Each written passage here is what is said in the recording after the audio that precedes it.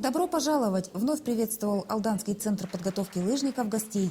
В Южную Якутию на учебно-тренировочные сборы прибыла команда России по биатлону, в состав которой входят Антон Шипулин, Алексей Волков, Иван Черезов, Антон Бабиков и другие биатлонисты под руководством старшего тренера Андрея Падина.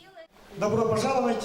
Наш коллектив будет стараться, чтобы вы чувствовали себя как у себя дома.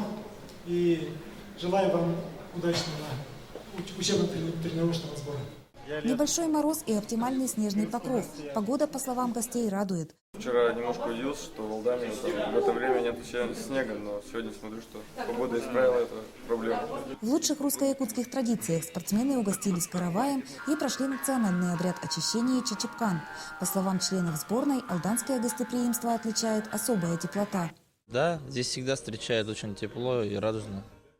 Российская сборная по биатлону проведет в Алдане 3 недели. После прохождения учебно-тренировочных сборов в Южной Якутии спортсменам предстоят нелегкие испытания на профессионализм и мастерство. Следующий сбор у нас состоится в Норвегии.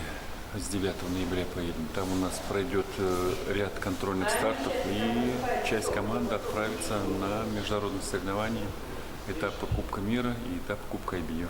Вместе с командой биатлонистов в Алдан прибыли сотрудники канала «Россия-2».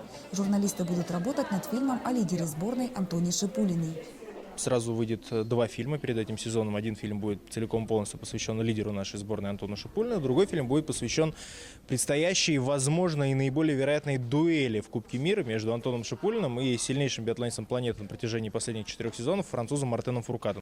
Илья Трифонов планирует снять 2 документальных фильма. Один о Шипулине, второй о Мартене Фуркаде. Эти биатлонисты являются главными соперниками в борьбе за большой хрустальный глобус Кубка мира и медали следующего чемпионата мира по биатлону. Татьяна Вахнина, Сергей Шипачев, Дмитрий Заливин, НВК «Саха», Алдан.